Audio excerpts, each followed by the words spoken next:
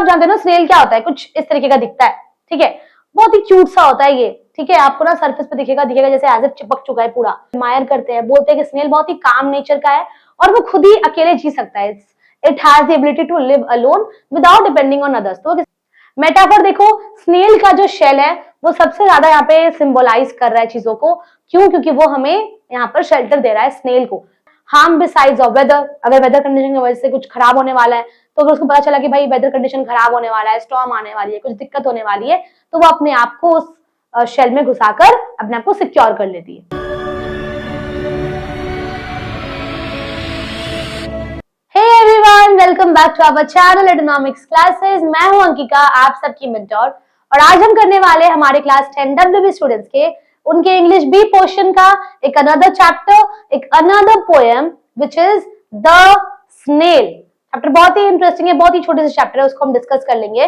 But उसके पहले आप लोग को एक इंपॉर्टेंट बात बता दूं, हमारे डिस्क्रिप्शन में पुरानी सारी वीडियोस की लिंक ऐड की रहती है और साथ ही आप लोग के लिए प्लेलिस्ट बनाई हुई है, आप लोग उसको देख सकते हो। और एक अच्छी बात यह है कि हम डिस्क्रिप्शन में ऐड करते हैं आप लोग के लिए नोट्स, जो कि पूरा फ्री है, आप लोग वहां से पढ़ सकते हो। क्लियर? अब now we will start our chapter the snail. But आपको ये पता होना चाहिए कि मैं जब आपको पढ़ाऊंगी ना लाइन वाइज, तो मैं आपको कुछ कुछ ऐसे टर्म्स बताऊंगी जिसकी मीनिंग्स आपको अपने बुक में लिख लेनी है, तो अंडरलाइन कर लो और मीनिंग्स को लिखते चले जाना। Okay, start. टू ग्रास और लीफ ऑफ फ्रूट और wall, the snail sticks close nor fears to fall, as if he grew their house and all together। अब देखो यहाँ पे क्या होता है कि स्नेल, तो आप जानते हो ना स्नेल क्या होता है, कुछ इस तरीके का दिखता है, ठीक है, बहुत ही क्यूट सा होता है ये, ठीक है, आपको ना सरफेस पे दिखेगा जैसे एज इफ चिपक चुका है पूरा, और फिर अपने आप को बचाने के लिए ना इसके पास अपनी खुद की शेल्टर है, खुद का घर है, तो फटाफट अपने घर के अंदर घुस भी जाता है। तो क्या बोला जाता है फर्स्ट लाइन में, टू ग्रास, चाहे ग्रास की बात करो, चाहे पत्ते की बात करो, या फ्रूट की बात करो, या वॉल्स की बात करो, तो whether we talk about grass, leaf, talk about grass की बात करो, लीफ की बात करो, फ्रूट्स की बात करो, या वॉल की बात करो, स्नेल जो है ना वो कहीं भी स्टिक हो जाती है।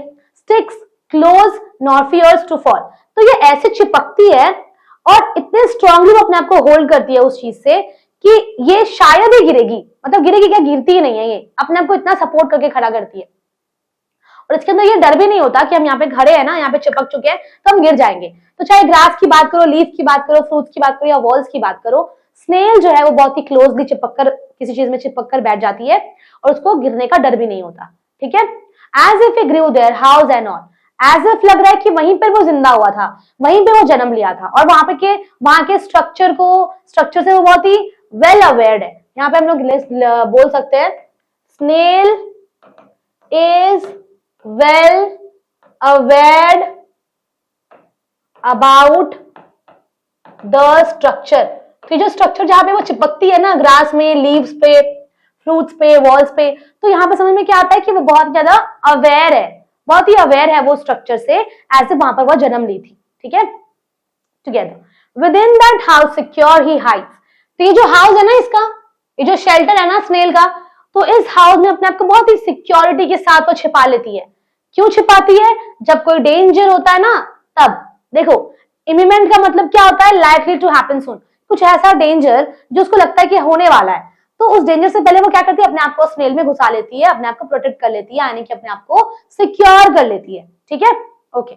अब स्टॉर्म, तो किस किस चीज से डरी हुई है वो, जो डेंजर आने वाला डेंजर है। डेंजर क्या है? स्टॉर्म्स हो सकता है, हार्म बिसाइड्स ऑफ वेदर, अगर वेदर कंडीशन की वजह से कुछ खराब होने वाला है, तो अगर उसको पता चला कि भाई वेदर कंडीशन खराब होने वाला है, स्टॉर्म आने वाली है, कुछ दिक्कत होने वाली है, तो वो अपने आप को उस शेल में घुसाकर अपने आप को सिक्योर कर लेती है। ठीक है, okay. Give but his horns the slightest touch, his self collecting power is सच। अब देखो क्या होता है, तो उसके जो हॉर्न्स है ना, यहाँ पे देखो ये जो हॉर्न्स है, तो जब अपने आप को वो सिक्योर कर लेती है शेल्टर में, तो उसको समझ में आता है कि अगर इस हॉर्न में कोई हल्का सा भी टच करेगा ना, समझ में आ जाएगा उसको क्या, कि भाई कुछ तो यहाँ पे आसपास गड़बड़ है।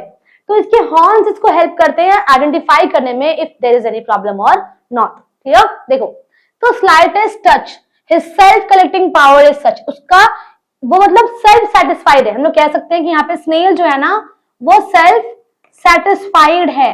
ठीक है, तो यहाँ पे क्या बात किया गया कि वो सेल्फ सेटिस्फाइड है, बहुत ही खुश है, उसको सेल्फ सिक्योरिटी मिल रहा है, उसको सिक्योरिटी देने के लिए कोई नहीं आ रहा, वो खुद से खुद को प्रोटेक्ट करता है, ठीक है, बाहर के एनवायरमेंट से भी खुद ही प्रोटेक्ट कर लेता है, उसको किसी का जरूरत नहीं है। Clear? He shrinks into his house with much displeasure। अब यहाँ पे डिस्प्लेजर मतलब क्या होता है? सैडनेस बोल सकते हो, ठीक है, या फिर कह सकते हो a feeling of being annoyed और एंग्री, जहां पर उनको बहुत ही गुस्सा आ रहा है, बहुत ही अनॉइंग फील कर रहे हैं। तो वहां पे क्या होता है कि जब अपने आप को वो शेल्टर में घुसा ले रहा है ना, स्नेल हमारे, तो वो जो अपने आप को उस हाउस में घुसा रहे हैं, तो अंदर जाते वक्त, शेल्टर के अंदर जाते वक्त उनको बहुत ही अनॉइंग फील होता है, बहुत ही गुस्सा आता है। क्यों? क्योंकि उनका सिंपल सा कहना है कि अगर मैं तुमको परेशान नहीं कर रहा हूँ, मुझे दुनिया से कोई मतलब नहीं है, मेरे पास खुद का मेरा घर है, खुद को मैं खुद ही प्रोटेक्ट करता हूँ, खुद का काम मैं खुद करता हूँ, लोग मेरा काम करने आते नहीं, ना लोग मेरे को प्रोटेक्ट करने के लिए आते हैं, तो लोग मुझे परेशान करने क्यों आ रहे हैं? मैं तो उनको परेशान नहीं करता ना, तो why they are disturbing me, ठीक है। तो क्योंकि उनको ये सब कुछ फेस करना पड़ा है, वो इतना चीज सोच रहे हैं कि भाई लोग मुझे परेशान कर रहे हैं, तो इस बातों से बहुत ही अनॉयड होके, बहुत ही गुस्सा होके वो डिसप्लेजर के साथ अपने शेल्टर में जाते हैं। Clear? Where he dwells alone। जहां भी वो जाता है वो अकेले जाता है, किसकी जरूरत नहीं है उसको। Except himself as chatters none। उसके साथ कोई नहीं है सिवाय उसके शेल्टर के।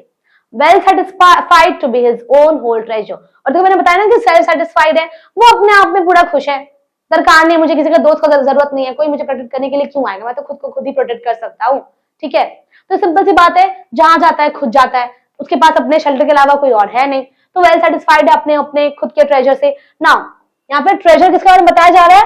उनके पास जो शेल्टर है ना, उसको बोला जा रहा है उनका ट्रेजर। तो वो बहुत ही वेल सेटिस्फाइड है अपने ट्रेजर से। ट्रेजर यानी कि उनका जो शेल्टर होता है, इससे वो बहुत ज्यादा सेटिस्फाइड है। क्लियर? ये थी हमारी छोटी सी poem about our snail in your English B portion. Okay, but खत्म नहीं हुआ, हम क्या पढ़ेंगे अभी? Summary, theme and poetic devices. चलो पढ़ लेते हैं summary. The poem The Snail by William Cowper represents the snail as a symbol of self-sufficiency, patience and independence। तो क्या दिखाता है हमारे जो पोएट विलियम कॉपर है, वो क्या दिखाते हैं हमें इस पोएम से? सेल्फ सफिशिएंट होना, पेशेंट होना और इंडिपेंडेंट होना, ठीक है।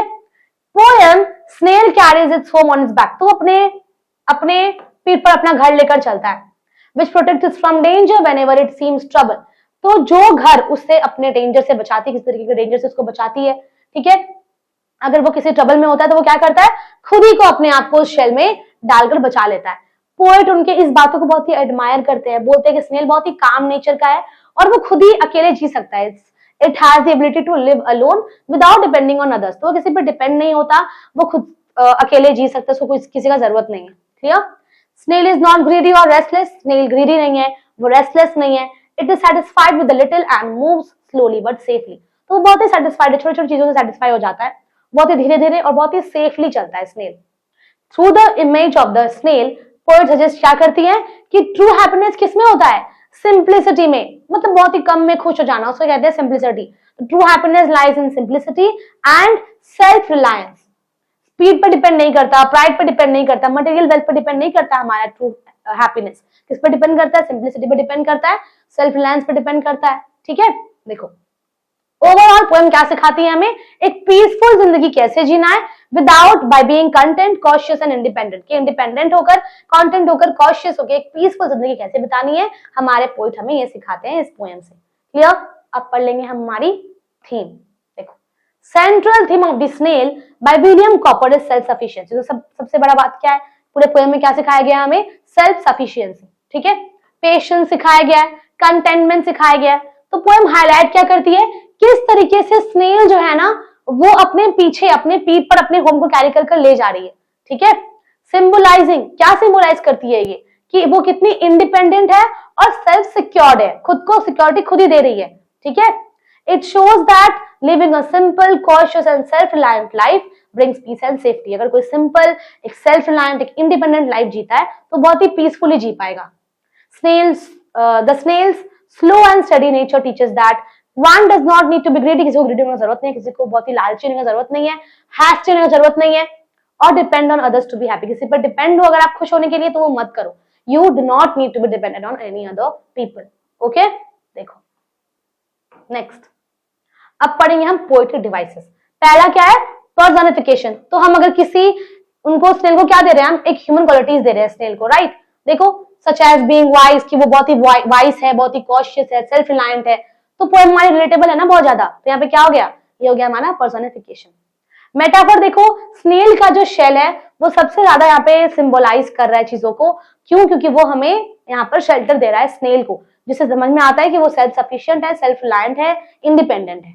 ओके, इमेजिनरी क्यों? क्योंकि जिस तरीके से हम लोग ये डिस्क्रिप्शन ले रहे दिमाग में कि स्नेल कैसे अपने हाउस को कैरी करता होगा, कैसे बहुत ही स्लोली मूव करता होगा, और एक मेंटल पिक्चर क्रिएट हो रहा है हमारे दिमाग में, राइट? तो उसे हम क्या कहेंगे? इमेजिनरी।